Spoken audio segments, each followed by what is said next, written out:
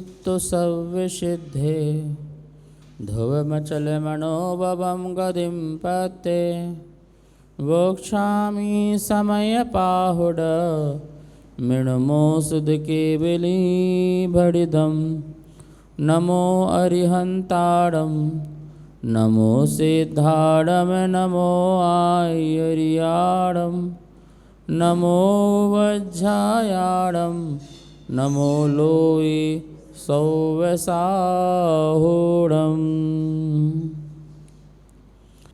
समयसार परम मांगलिक ग्रंथ है। सर्व विशुद्ध अधिकार चल रहा है। 380 नंबर की गाथा, जिसमें गुण अवगुण ये नहीं कहते हैं कि तू मुझे जान, और बुद्धि के विषय में आए हुए गुणों द्वारा तू आत्मा खिंचकर उन्हें ग्रहण नहीं करता। तेरी बुद्धि में गुण आए, मन में तरह तरह के विचार उत्पन्न होते हैं, किसी को अच्छे लेकर किसी को बुरे लेकर के, तो बोल रहे हैं कि तेरे तरह तरह के जो विचार उत्पन्न हो रहे हैं, बुद्धि में उत्पन्न हो रहे हैं, लेकिन फिर भी तू अपने से च्युत होकर के उन गुणों को ग्रहण नहीं करता। क्यों? ये शराबी है और तू भी शराबी पीने लगा, तो तूने उसके शराबीपन के गुणों को ग्रहण नहीं किया, तूने ही अपने अंदर ऐसा अवगुण ग्रहण किया, प्रकट किया। क्यों? हम किसी के गुणों को ग्रहण कर सकते हैं या किसी के अवगुणों को ग्रहण कर सकते हैं क्या? नहीं करते। हम अपने में ही वो गुण अवगुण ग्रहण करते हैं। तो मेरी आत्मा जबरदस्ती किसी के गुणों को ग्रहण करता नहीं है, और ना ही मेरे अंदर कोई इस प्रकार से शुभ अशुभ गुणों को ग्रहण करा सकता है। नहीं करा सकता। तुम्हें शराब पसंद नहीं है, तुम्हें कुछ शराब पिला सकता है? तुम्हें रात्रि भोजन का त्याग है, तो को तुम्हें जबरदस्ती रात्रि भोजन करा सकता है? नहीं करा सकता। तुम्हारे अंदर बुराई नहीं है, तो क्या तुम्हारे अंदर कोई बुराई डाल सकता है?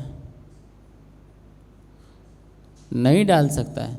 जब तक तुम स्वयं ही बुरे नहीं होना चाहो, जब तक तुम स्वयं ही अच्छे नहीं होना चाहो, कोई तुम्हारे अंदर बुराई अच्छाई डाल नहीं सकता है। इसलिए हम किसी के गुणों को ग्रहण नहीं करते हैं, अपितु दूसरों के अच्छे गुणों को देख करके मेरे अंदर उस गुणों के प्रति प्रेम उमड़ता है। गुणी जनों को देखे हृदय में मेरे प्रेम उमड़ आवे। पढ़ा?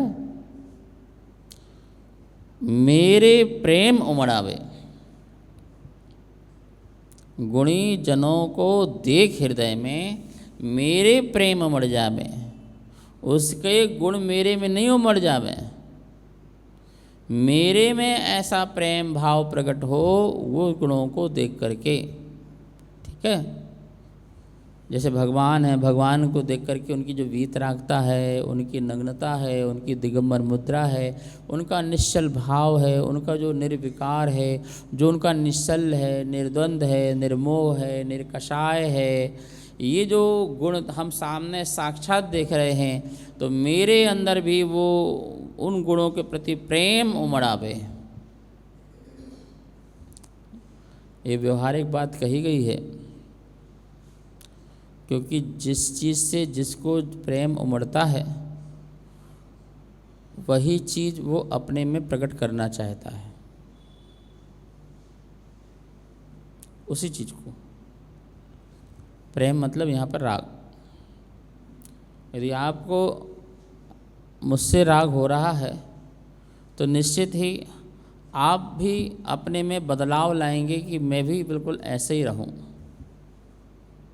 मैं भी महाराज जी जैसा रहूं, ऐसा जीवन जीऊं। शुभ राग होता है तो वैराग होता है। वीतराग भाव में कभी वैराग नहीं होता है। वैराग तो नियम से शुभ भाव में ही होता है, क्योंकि वहाँ चिंतन चलता है ना, सब आसार है, सब छूट जाएगा, कोई किसी के साथ नहीं जाएगा, जब तेरी डोली उठाई जाएगी न सोना काम आएगा न चांदी आएगी, इस धरा में सब धरा रह जाएगा। सपना कोई नहीं अपना, अरहंत नाम ही जपना, सपना कोई नहीं अपना। क्या संग तू ले आया था, क्या संग तू ले जाएगा, इस धरा में सब धरा रह जाएगा। क्या संग तू ले आया था, क्या संग तू ले जाएगा, इस धरा में सब धरा रह जाएगा। इसीलिए मैं कहता हूँ शुद्ध भाव रखना, सपना कोई नहीं अपना। ये रचना मॉडल में बनाई थी मैंने। तो वैराग्य भावना जब तक पूज्य पुरुषों के प्रति अनुराग, आत्मा के प्रति अनुराग और पर पदार्थ मेरा नहीं है, ऐसा भाव प्रकट नहीं हो तो तब वैराग्य भाव नहीं होता। संसार के राग के अभाव का नाम वैराग्य है, आत्मा के प्रति अनुराग का नाम वैराग्य है। लगन लग गई आत्मा को परमात्मा बनाना है, आत्मा को, अब तो शुद्ध आत्मा, अब कुछ नहीं। तो संसार का राग छूटे, परमार्थ का राग प्रकट हो, वो वैराग्य है। और वैराग्य से ही वीतरागता की यात्रा है। तुरंत वीतरागता थोड़ी प्रकट हो जाती है। तीर्थंकर भी जब घर छोड़ते हैं तो भावना भाते हैं, वैराग्य प्रकट होता है। बादल फट गया, ओहो सब छूट जाएगा, नश्वर है। पेड़ से पत्ता गिर गया, वैराग्य हो गया। नीलांजना नृत्य करते करते मृत्यु को प्राप्त हो गई तो वैराग्य हो गया। 12 भावना का चिंतन प्रारंभ हो गया। अशरण भावना, संसार भावना, एकत्व भावना, इन भावनाओं का चिंतन प्रारंभ हो गया। ये तो वैराग्य है। और क्या ऐसा वैराग्य बिना राग के हो सकता है? नहीं हो सकता। पर वो राग संसार संबंधी नहीं, अब परमात्मा प्रकट करना है अपने में शुद्धता प्रकट करना है, इसका भाव प्रकट होता है। समझे? तो वैराग्य से वीतरागता की यात्रा यहाँ कराई जा रही है। भाई तुझे अवगुण छोड़ना है, वैराग्य ला। फिर जो गुण हैं उनको ग्रहण करना है, यह कार्य कर। और फिर इसके बाद गुणों में भी दृष्टि ना जाए, अपनी आत्मा में स्थिरता आ जाए, वो वाली बात कही जा रही है कि शुभ और अशुभ गुण तुझे ये नहीं कहते कि तू मुझे जान, और तेरी आत्मा भी बुद्धि से उन्हें ग्रहण नहीं करती है, उसे ग्रहण नहीं करती है। तेरी आत्मा भी उसे ग्रहण नहीं करती है। किसी के गुण अवगुण को ग्रहण नहीं करती, आज तक किया नहीं।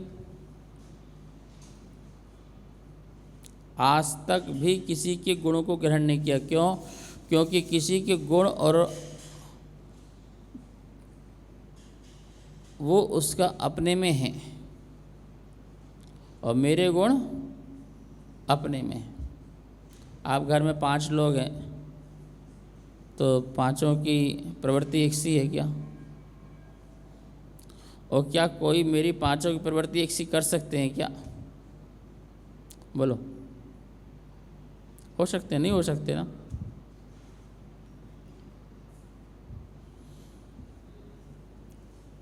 सबका स्वभाव अलग है, सबका व्यवहार अलग है, सबका आहार अलग है, सबका विचार अलग है और सबका व्यापार अलग है। सबकी इंद्रियों का व्यापार अलग है, सबके विचार अलग है, व्यवहार अलग है, आचार्य अलग है। अब बताओ एक कैसे हो जाओगे सब लोग? तो हम किसी के गुणों से हमारा मेल नहीं खा सकता। हाँ, एक स्थिति ऐसी है जहाँ पर तुम्हारे गुणों का मेल अनंत आत्माओं के साथ एक साथ दिख सकता है। वो कौन सा? सिद्ध भगवान।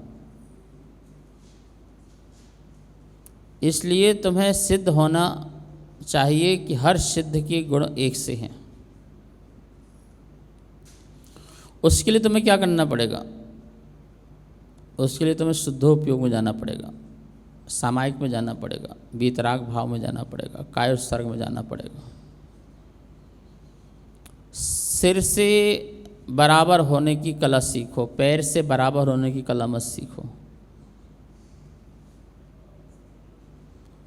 जो पैर से बराबर हैं उनकी दृष्टि अभी गुण और अवगुण में है। जो पैर से बराबर हैं वो अभी संसारी हैं, और जो सिर से बराबर हो जाएंगे वो सिद्ध भगवान हो जाएंगे। किसी ने मुझसे पूछा कि संसारी और सिद्ध भगवान में क्या अंतर है? तो जो पैर से बराबर हैं वो संसारी हैं, जो सिद्ध से बराबर हैं वो सिद्ध हैं। जितने भी सिद्ध भगवान हैं उनका सबका सिर, मतलब ऊपर का जो स्थान है आत्मा का, वो सबका है बराबर है। और जितने संसारी हैं सब, तुम भी जमीन में खड़े, तुम भी जमीन में खड़े, सब जमीन में खड़े, सब क्या है? पैर से छोटे बड़े नहीं हैं। और वहाँ सिर से छोटे बड़े नहीं हैं। बोलो, पैर से छोटे बड़े होना, सिर से छोटे बड़े होना? सिर से बराबर हो जाओ, गुणों को प्रकट करो, वैराग को प्रकट करो। तो देखो यहाँ समता की बात चल रही है। तुम किसी के गुण और अवगुण में देख करके मत फिसलो। गुण और अवगुण को देख करके मत फिसलो, क्योंकि जब भी तुम गुण को देखोगे तुम्हारे अंदर एक अनुराग प्रकट होगा धर्म का, और जब भी तुम अवगुण को देखोगे एक राग प्रकट होगा संसार का। तो धर्म का अनुराग और संसार का अनुराग, दोनों ही अनुराग जो प्रकट होंगे वो तुम्हारे लिए बंध का कारण बनेगा। इसलिए कोई भी गुण और अवगुण तुझे नहीं कहता, तू जान। यहाँ पर कहना क्या चाह रहे हैं, बात क्या समझाना चाह रहे हैं? वो ये कहना चाह रहे हैं कि भाई संसार में ऐसा कोई भी गुण नहीं है शुभ अशुभ जो तुझसे कहता है कि तू मुझे जान भाई और तू मुझे ग्रहण कर भाई।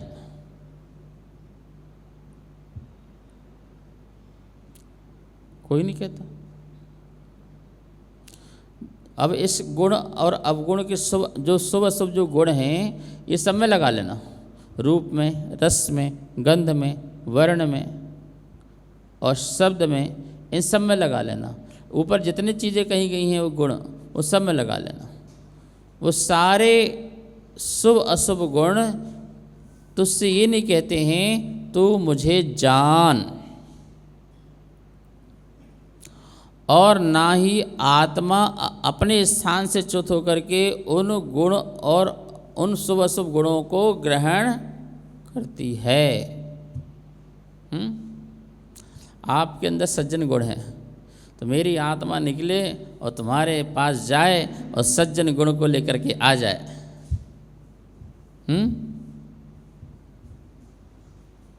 बोलो, अच्छा तुम किसी की नकल करोगे तो वो मायाचारी होगी। हम भी ऐसे बैठ जाए, हम ऐसे बैठ जाएं, हम भी ऐसे बोलें। क्यों? क्योंकि जो तुम्हारे अंदर प्रकट होगा वो तुम्हारा सही है। मुझे भी बहुत शांत स्वभावी बनना है, इन जैसे बनना है। अच्छा तो अब देखेंगे ये शांत कैसे हैं, तो ज़्यादा बोलते नहीं हैं, ज़्यादा कुछ कहते नहीं हैं, कुछ ऐसा करते नहीं हैं, ज़्यादा आडंबर नहीं हैं, अपने शाम भाव रखते हैं। तो हम भी ऐसे ऐसे करके देखिए ऐसा करेंगे तो क्या हो रहा है भाई, ऐसा ऐसा कुछ भी कर ले, लेकिन इनका जो कुछ है वो तेरे में नहीं आने वाला।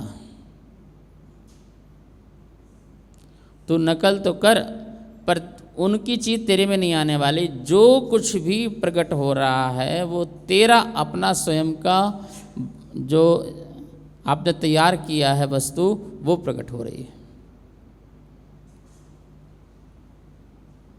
भोजन की रेसिपी होती है और ये बहुत होशियार है, इन्हें आपको सिखा भी दिया। तो भाई वो जो भोजन तो बनाया वो तुम्हारा भोजन बना हुआ है, वो उनका नहीं है। ठीक है ना, वो उनका नहीं है। अरे गजब है, आपने भोजन बना दिया। नहीं मैंने कहाँ बनाया, हमने आपसे सीखा। अरे तुमने सीखा, तुमने बनाया। ये जो कुछ भी है वो तुम्हारा कार्य है। उदाहरण के लिए ऐसे ही अपने आत्मा में जब जब भी हम कोई चीज़ प्रकट करते हैं वो किसी से हम जबरदस्ती लेते नहीं हैं और कोई हमें जबरदस्ती दे भी नहीं सकता है। भगवान हमें ज्ञान दे करके मार्ग बता सकते हैं, मार्ग में चला नहीं सकते हैं। माँ जो होती है ना, छोटे बच्चे को दवाई पिलाती है और बच्चा मुंह खोलता नहीं है।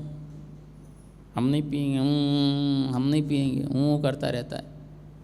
अब माँ को पिलाना है, छोटा सा बच्चा है, तो क्या करती है, दोनों पैर फैलाए, बच्चे को लेटाया और एक पैर ऊपर रखा और उसको दबा दिया। ठीक है ना, अब तेरे हाथ पैर चलने वाले तो नहीं, और दोनों हाथ को पकड़ के छाती में रखा और एक हाथ वो रख दिया और धीरे से क्या किया, उसकी नाक दबाई और दवाई अंदर डाल दी। अब बेटा पी इसको। भाई इतना काम तो तुम कर सकते थे जबरदस्ती वाला, लेकिन फिर भी वो दवा पी जाए, अब ये तुम्हारा काम नहीं है। अब वो उसके ऊपर है, दवा ले जाना है या बाहर फेंकना है। वो फेंक देता है। अब बताओ तुम क्या कर सकते हो? तो ये बताओ, जबरदस्ती आप किसमें क्या करा सकते हो? और ये तो जैन धर्म है, जबरदस्त है, जबरदस्ती का नहीं है। कोई भी चीज परमात्मा भी उतर के आ जाए और तुम्हारे अंदर सम्यक दर्शन, सम्यक ज्ञान, सम्यक चारित्र्य डाल दें और पैदा हो जाए, ऐसा नहीं हो सकता। रास्ता बताते हैं। बात क्या होती है कि हम रास्ता बताने वाले पर में अटक जाते हैं और रास्ता छोड़ देते हैं। वहाँ जाना वो रास्ता है, तो वो रास्ता नहीं देखता, वो उंगली को देखता रहता है। वो अच्छा वो रास्ता तो इसी को देख रहा है, बस वो नहीं देख रहा, वो रास्ता है। छोटे बच्चे से बोलते वो चंद्रमा, अच्छा तो वो चंद्रमा नहीं देखता, वो क्या देखता है? माँ बोलती गर्दन पकड़, ऐसे ये नहीं, वहाँ देखो वो है चंद्रमा। वो जब तक क्या देख रहा था, तुम्हारी उंगली देखता। जैसे वो अज्ञानी हैं, ऐसे संसार में हम अज्ञानी हैं कि जो मोक्ष मार्ग बता रहा है, हम उस मोक्ष मार्ग वाले के पीछे पड़े हैं। जो मोक्ष मार्ग का रास्ता है उसके पीछे नहीं पड़े हैं।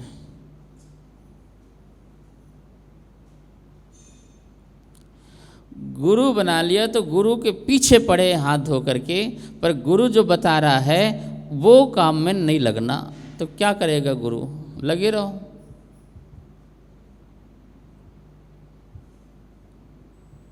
गुरु द्वारा बोलो, परमात्मा तक पहुंचने के लिए गुरु एक द्वार है। और जब भी तुम्हें अंदर जाना है तो द्वार में खड़े रहने वाला व्यक्ति कभी अंदर नहीं जा सकता। आपको अंदर आना है, द्वार वहाँ पर है, तो आप क्या करोगे? खड़े रहोगे। कभी भी खड़े वहाँ रहकर यहाँ नहीं पहुँच सकते। गुरु द्वारा, जो गुरु के द्वार से निकल जाए। गुरु का द्वार से निकलने का मतलब है स्कैनिंग। जैसे चेकिंग होती है ना, तो वहाँ पे आपकी क्या होती है? स्कैन होता है।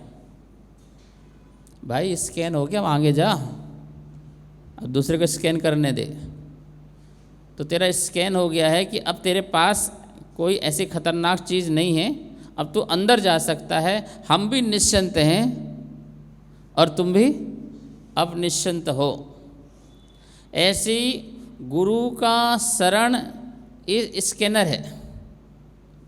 उनने तुमको स्कैन कर दिया, तुम्हारे अंदर से जो बुराई थी उसका त्याग करा दिया। बेटा रात्रि भोजन नहीं करना, पाप नहीं करना, गलत काम नहीं करना, तुमको क्या कर दिया? स्कैन कर दिया। अब वो ये स्कैन हो गया, तुम अब जाओ, अपने रास्ते में जाओ, अपने मार्ग में जाओ, ठीक है ना। अब तुम्हें वहाँ पर द्वार में खड़े नहीं होना है, द्वार से अंदर जाओ और अपना मोक्ष मार्ग का रास्ता तुम स्वयं चुनो, स्वयं अनुभव लो, स्वयं अनुभूति लो। आत्मा की अनुभूति अब तुमको लेना है। हमने तो बता दिया था बेटा, इस शरीर तेरा नहीं है, एक भी परमाणु तेरा नहीं है। हमने सच्चा ज्ञान दे दिया, सच्चा मार्ग बता दिया, अब मार्ग में तू चल। हाँ, ये बात अलग है कि जब तक बच्चा चलता नहीं है तब तक माँ उसकी उंगली पकड़ती है और उसको चलना सिखाती है। लेकिन जब चलना सीख जाता है तो माँ भी अपनी जिम्मेवारियाँ से पल्ला झाड़ लेती है। कब तक उंगली पकड़ेगा? तो वो घोड़े वाला होता है ना, कौन सा होता है? तीन चक्के वाला लकड़ी का, ले इसको पकड़, अब इसको चलते रहे। अब आज की माँओं को तो बहुत टेंशन होता है कि बच्चा गिर ना जाए, तो वो प्लास्टिक का ले आते हैं, बीच में बिठा देते हैं, दौड़ता रहे जहाँ दौड़ना हो, ठीक है ना, अपने कदम में बढ़ा। तो माँ उंगली तभी तक पकड़ती है जब तक ये विश्वास माँ को नहीं हो जाता है कि ये चलने वाला नहीं हो गया, और जब तक बच्चे को विश्वास कॉन्फिडेंस आता है मैं चल नहीं पा रहा, बस तब तक का नाता है। और इसके बाद कोई नाता नहीं है, बस अब तू जान, तेरा काम जान।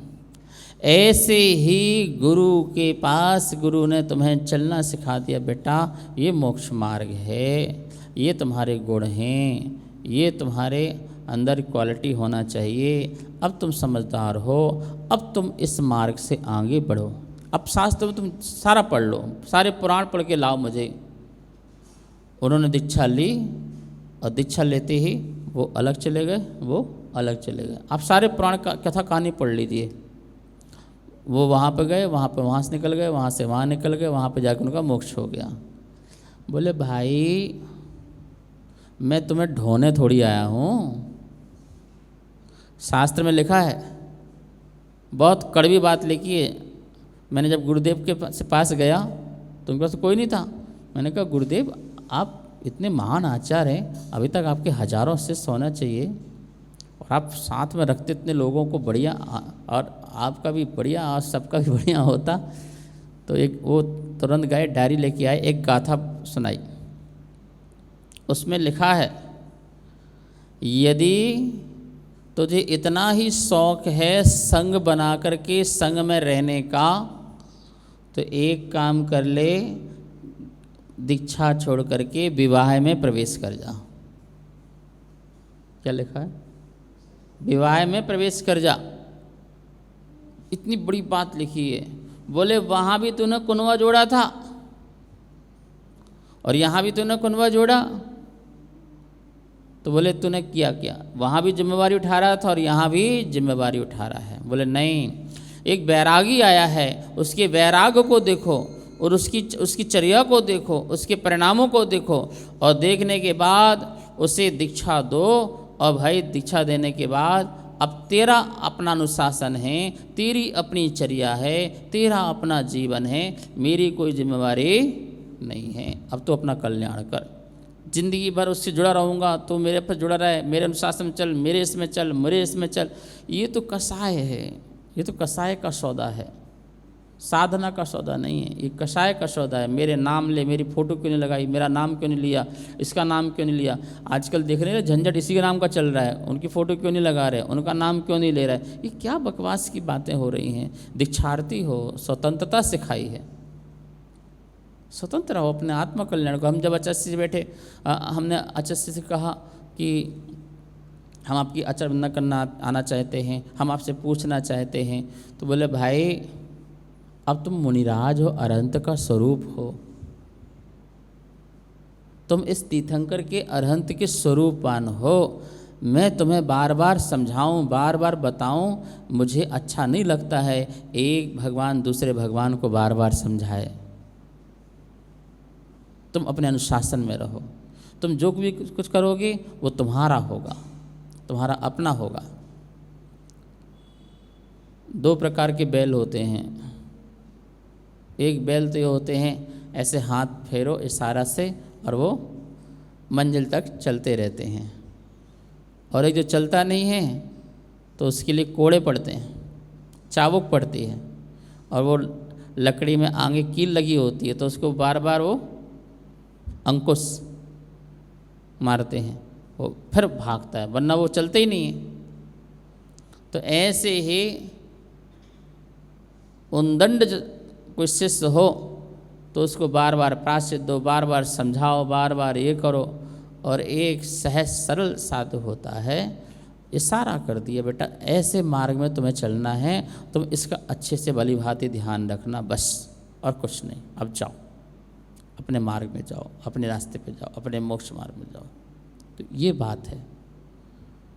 तो गुरु के द्वार से आगे निकलो और अपनी आत्मा की यात्रा करो। वो एक मार्ग दृष्टा हैं, अपने साथ चलने के ले जाने वाले नहीं हैं। यही कह रहे हैं भाई तू किसी के गुणों और शुभ अशुभ गुणों को अपने में प्रकट नहीं कर सकता है, और वो भी ये नहीं कह रहे हैं कि तू मुझे जान, और आत्मा भी उसे ग्रहण नहीं कर रही है। जो कुछ हो रहा है तू स्वयं अपने में आत्मा में जान रहा है और अपने आत्मा में प्रकट कर रहा है। ये सब तेरा है, दूसरे का तेरा नहीं हो सकता और तेरा दूसरे का नहीं हो सकता है। ये बात यहाँ कहीं शेष विषय कर लेंगे। जा वाणी के ज्ञान से सूझे लोकालो, शो वाणी मस्तक धरूं सदा देत हो धो। हे जिन वाणी भारती तो जपो दिन रैन, जो तेरी शरणा धरे सो पावे सुख चैन।